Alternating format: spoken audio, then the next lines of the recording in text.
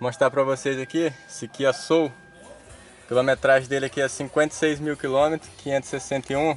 Vocês podem ver no vídeo aí, ó.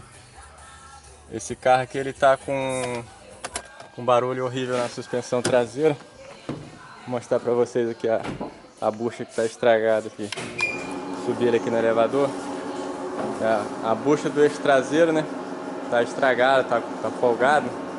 E tá causando aí um barulho, um incômodo bem grande aí na suspensão traseira desse carro aqui.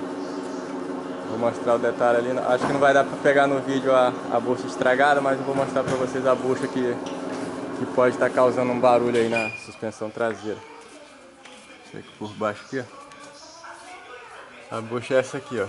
A que tá fazendo o barulho aqui nesse momento é desse lado aqui, do lado do carona.